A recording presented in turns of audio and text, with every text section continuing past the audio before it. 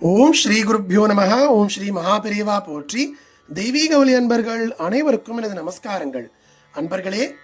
இன்று மகா உன்னதமான நவமி திருநாளாகும். உங்கள் வாழ்வையே மாற்றியமைக்கக்கூடிய ஒரு தெய்வீக பாக்கியம் உங்களை தேடி வந்துள்ளது. ஸ்ரீ ராமபிரானின் முழுமையான ராமாயண மகா சரித்திரத்தை மிகச்சரியாக துல்லியமாக தன்னுள் அடக்கிய பேராற்றல் மிக்க ஸ்தோத்திரம்தான் ஆச்சாரியர் வேதாந்த தேசிகர் அருளிய மகாவீர வைபவம். எல்லாம் வல்ல அந்த ரகுராமனுடைய திருவுள்ளமும் அவனது பேரருளும் இருந்தால் மட்டுமே ஒருவருக்கு இந்த மகாகத்தியத்தை கேட்கும் பாக்கியம் கிடைக்கும். கோடியில் ஒருவருக்கு மட்டுமே கிடைக்கக்கூடிய இந்த உன்னத ராமாயண மந்திர ஒலிகளை ஒரு நொடி கூட தவறவிடாமல் முழுமையாக கேளுங்கள். உங்கள் வாழ்வில் நீங்கள் இதுவரை சந்தித்து வந்த அத்தனை சோதனைகளும் மாறி சாதனைகள் தொடங்குவதை இந்த சில நிமிடங்களிலேயே நீங்கள் உணர்வீர்கள். வாருங்கள், அந்த அற்புதமான ஸ்தோத்திரத்தை இப்ப பார்க்கலாம். ஸ்ரீ ரகுவீர கத்யம். ஸ்ரீமான் வெங்கடநாதார்யः கவிதார்க்கிக கேசரி வேதாந்தாச்சார்யவர்யோ மே சந்நிதத்தாம் சதா ஹ்ருதி. ஜயத்யாஸ்ரித சந்த்ராச ध्वान्त विध्वंसनोदयः प्रभावान् सीतया देव्या परमव्योम भास्करः. जय जय महावीर महाधीर धौरेय देवासुर समर समय समुदित निखिल निर्जर निर्धारित निरवधिक माहात्म्य दशवदन दमित दैवत परिषदभ्यर्थित दाशरथि भावा दिनकर कुल कमल दिवाकर दिविशदधिपतिरण सहचरण चतुर दशरथ चरम ऋण विमोचना कोसल सुता कुमार भाव कंचुकित कारणाकार कौमार केळि गोपायित कौशिकाध्वर ರಣಾಧ್ವರ ಧುರ್ಯ ಭವ್ಯ ದಿವ್ಯಾಸ್ತ್ರ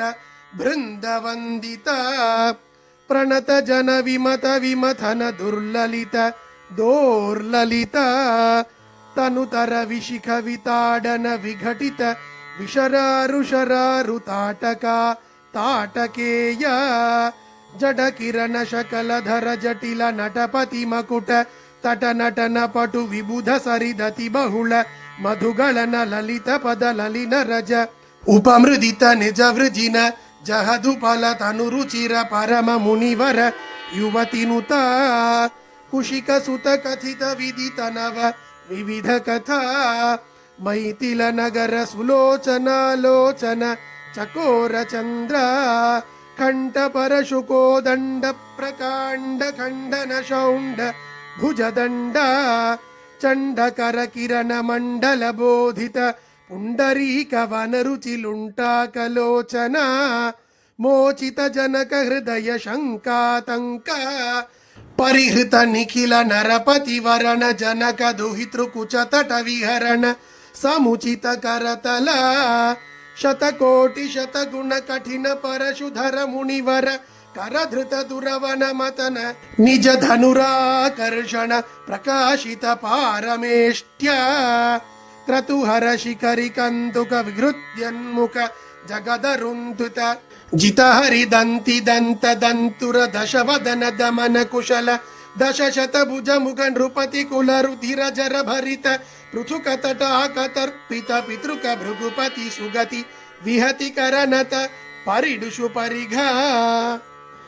ಅನೃತ ಭಯ ಮುಷಿತ ಹೃದಯ ಪಿತೃವಚನ ಪಾಲನ ಪ್ರತಿಜ್ಞಾವಜ್ಞಾತ ಯೌವರಾಜ್ಯ ನಿಷಾದ ರಾಜ ಸೌಹೃದ ಸೂಚಿತ ಸೌಶೀಲ್ಯ ಸಾಗರ ಭರದ್ವಾಜ ಶಾಸನ ಪರಿಗೃಹೀತ ವಿಚಿತ್ರ ಚಿತ್ರಕೂಟ ಗಿರಿ ಕಟಕ ತಟ ರಮ್ಯಾವಸಥ ಅನನ್ಯ ಶಾಸನೀಯ ಪ್ರಣತ ಭರತ ಮಕುಟ ತಟ ಸುಘಟಿತ ಪಾದುಕಾಗ್ರ್ಯಾಭಿಷೇಕ ನಿರ್ವರ್ತಿತ ಸರ್ವಲೋಕ ಯೋಗ ಕ್ಷೇಮ ಪಿಶಿತ ರುಚಿ ವಿಹಿತ ದುರಿತ ವಲ ಮತನ ತನಯ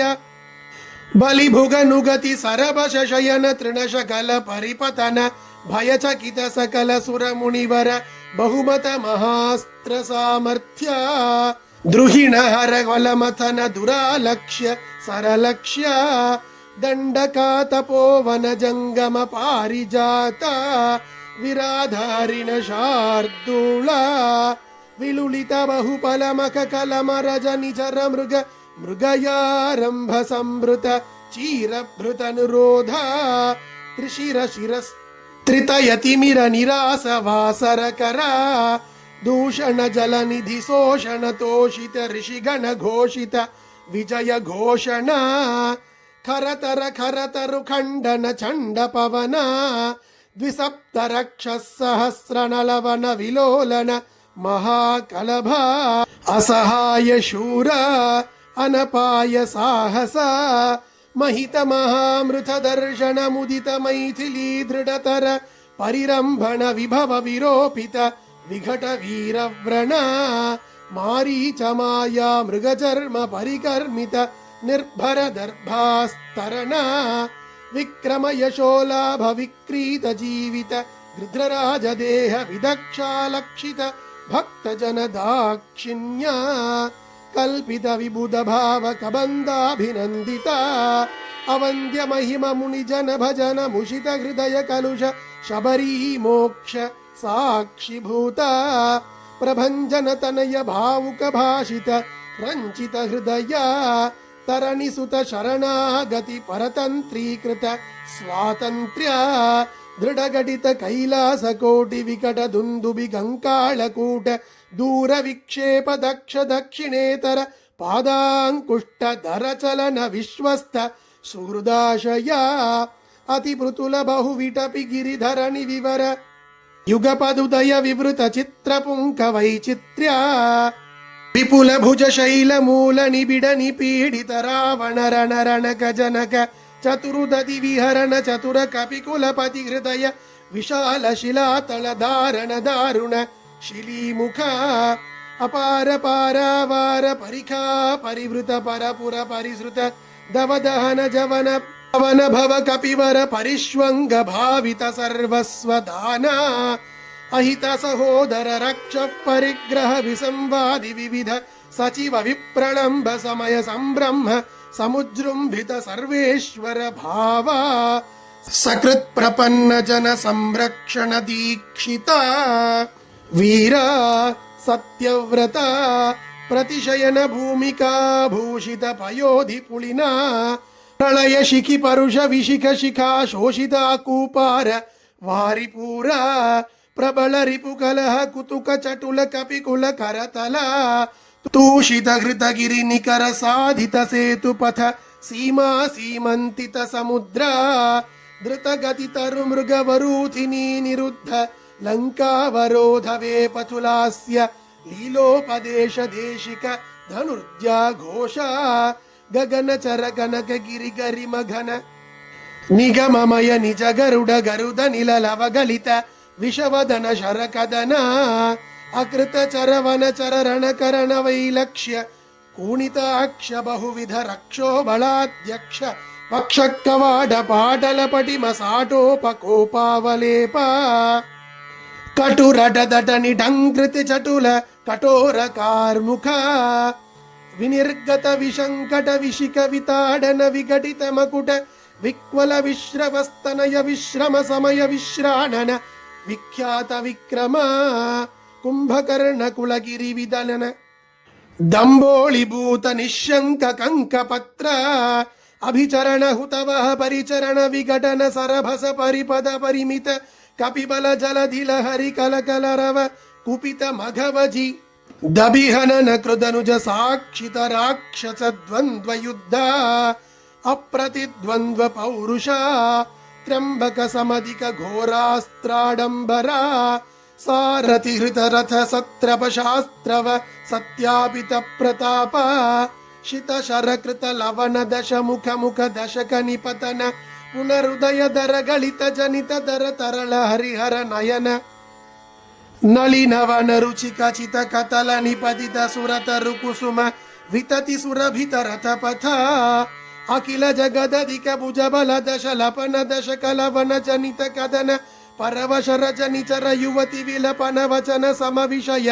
ನಿಗಮ ಶಿಖರ ನಿಖರ ಮುಖರ ಮುಖ ಮುನಿವರ ಪರಿಪಣಿತ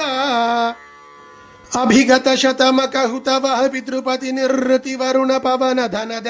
ಗಿರೀಶ ಮುಖ ಸುರಪತಿ ನುತ ಮುದಿತ ಅಮಿತ ಮತಿ ವಿಧಿತ ವಿಧಿತ ಕಥಿತ ನಿಜ ವಿಭವ ಜಲಧಿ ಪೃಷತಲವ ವಿಗತ ಭಯ ವಿಭುತ ಪರಿಭೃಢ ವಿಬೋಧಿತ ವೀರ ಶಯನ ಶಾಯಿತ ವಾನರ ಪೃಥನೌಘ ಸ್ವಸಮಯ ವಿಘಟಿತ ಸುಘಟಿತ ಸುಹೃದಯ ಸಹಧರ್ಮಚಾರಿಣೀಕ ವಿಭೀಷಣ ವಶಂವದೀಕೃತ ಲಂಕೈಶ್ವರ್ಯ ನಿಷ್ಪನ್ನ ಕೃತ್ಯ ಖಪುಷ್ಪಿತ ರಿಪುಪಕ್ಷ ಪುಷ್ಪಕರ ಭಸಗತಿ ಗೋಷ್ಪದೀಕೃತ ಗಗನಾರ್ಣವ ಪ್ರತಿಜ್ಞಾರ್ಣವತರಣ ಕೃತ ಕ್ಷಣ ಭರತ ಮನೋರಥ ಸಂಹಿತ ಸಿಂಹಾಸನಾಧಿರೂಢ ಸ್ವಾಮಿನ್ ರಾಘವ ಸಿಂಹ ಹಾಟಕ ಗಿರಿ ಕಟಕ ಸದೃಢ ಪಾದ ಪೀಠ ನಿಕಟ ತಟ ಪರಿಲುಟಿತ ನಿಖಿಲ ನೃಪತಿ ಕಿರೀಟ ಕೋಟಿ ವಿವಿಧ ಮಣಿಗಣ ಕಿರಣ ನಿಕರ ನೀರಾಜಿತ ಚರಣ ರಾಜೀವ ದಿವ್ಯ ಭೌಮ ಅಯೋಧ್ಯಾದಿ ದೈವತ ಪಿತೃವದ ಕುಪಿತ ಪರಶುಧರ ಮುನಿ ವಿಹಿತ ನೃಪಾನನ ಕದನ ಪೂರ್ವಕಾಲ ಪ್ರಭವ ಶತಗುಣ ಪ್ರತಿಷ್ಠಾಪಿತ ಧಾರ್ಮಿಕ ರಾಜವಂಶ ಶುಭ ಚರಿತ ರಥ ಭರತ ಖರ್ವಿತ ಗರ್ವ ಗಂಧರ್ವಯೂಥ ಗೀತ ವಿಜಯ ಗಾಥಾ ಶತ ಶಾಸಿತ ಮಧುಸುತ ಶತ್ರುಘ್ನ ಸೇವಿತ ಕುಶಲವ ಪರಿಗೃಹೀತ ಕುಲ ಗಾಥಾ ವಿಶೇಷ ವಿಧಿವಶ ಪರಿಣದ ಮರ ಬಣಿತ ಕವಿವರ ರಚಿತ ನಿಜ ಚರಿತ ನಿಬಂಧನ ನಿಶಮನ ನಿರ್ವೃತ ಸರ್ವಜನ ಸಮ್ಮಾನಿತ ಪುನರುಪಸ್ಥಾಪಿತ ವಿಮಾನವರ ವಿಶ್ರಾಣನ ಪ್ರೀಣಿತ ವೈಶ್ರವಣ ವಿಶ್ರಾವಿತ ಯಶ ಪ್ರಪಂಚ ಪಂಚತಾಪನ್ನ ಮುನಿಕುಮಾರ ಸಂಜೀವನಾಮೃತ ತ್ರೇತಾಯುಗ ಪ್ರವರ್ತಿತ ಕಾರ್ತಯುಗ ವೃತ್ತಾಂತ ಅವಿಕಲ ಬಹು ಸುವರ್ಣ ಹಯಮಕ ಸಹಸ್ರ ನಿರ್ವಹಣ ನಿರ್ವರ್ತಿತ ನಿಜ ವರ್ಣಾಶ್ರಮ ಧರ್ಮ ಸರ್ವಕರ್ಮ ಸಮಾರಾಧ್ಯ ಸನಾತನ ಧರ್ಮ ಸಾಕೇತ ಜನಪದ ಜನಿಧನಿಕ ಜಂಗಮ ತದಿತರ ಜಂತು ಜಾತ ದಿವ್ಯ ಗತಿದಾನ ದರ್ಶಿತ ನಿತ್ಯ ನಿಸ್ಸೀಮ ವೈಭವ ಭವತಪನತಾಪಿತ ಭಕ್ತ ಜನ ಭದ್ರಾ ರಾಮ ಶ್ರೀರಾಮ ಭದ್ರ ಶ್ರೀರಾಮ ಭದ್ರ ಶ್ರೀರಾಮ ಭದ್ರ ನಮಸ್ತೆ ಪುನಸ್ತೆ ನಮಃ ಚತುರ್ಮುಖೇಶ್ವರ ಮುಖೈಃ ಪುತ್ರ ಪೌತ್ರಾದಿಶಾಲಿನೇ ನಮಃ ಸೀತಾ ಸಮೇತಾಯ ರಾಮಾಯ ಗೃಹಮೇಧಿನೇ ಕವಿ ಕಥಕ ಸಿಂಹ ಕಥಿತಂ ಕಠೋರ ಸುಕುಮಾರ ಕುಂಭ ಗಂಭೀರಂ ಭವ ಭಯ ಭೇಷಜಮೇತತ್ ಪಠತ ಮಹಾವೀರ ವೈಭವಂ ಸುಧಿಯಃ ಕವಿತಾರ್ಕಿಕ ಸಿಂಹಾಯ ಕಲ್ಯಾಣ ಗುಣಶಾಲಿನೇ ಶ್ರೀಮತೆ ವೆಂಕಟೇಶಾಯ ವೇದಾಂತ ಗುರವೇ ನಮಃ ಇತಿ ಶ್ರೀಮದ್ ಮಹಾವೀರ ವೈಭವಂ சம்பூர்ணம். அன்பர்களே, ஆச்சாரியர் வேதாந்த தேசிகர் அருளிச் செய்த இந்த மகாவீர வைபவத்துதியை நவமி நன்னாளான இன்று பக்தி ஸ்ரத்தையோடு கேட்பவர்களுக்கு கிடைக்காத பாக்கியங்களே இல்லை. உங்களது இல்லத்தில் தடையற்ற செல்வ வளமும் இழந்த பதவிகளையும் ராஜ்யத்தையும் மீண்டும் பெறும் மகா அதிகாரமும் நாள்பட்ட பிணிகளை தீர்க்கும் அழியாத நல் ஆரோக்கியமும் குடும்பத்தில் என்றும் நிலைத்திருக்கும் நிம்மதியும் தங்கு தடையின்றி பெருகும் என்பது திண்ணம். ராமபிரானின் பேரருள் உங்கள் இல்லத்தை எந்நாளும் சூழ்ந்து காக்கட்டும். கோசலராமனின் மகா அருள் உங்களுக்கு கிடைக்க மறக்காமல் நமது தெய்வீக ஒளி சேனலை சப்ஸ்கிரைப் செய்து கமெண்டில் ஜெய் ஸ்ரீராம் என்று பக்தி பெருக்கோடு பதிவிடுங்கள். நன்றி. ஸ்ரீ குருப்யோ நமஹ. மகா பெரியவா திருவடிகளே சரணம். தெய்வீக ஒளி எங்கும் பரவட்டும்.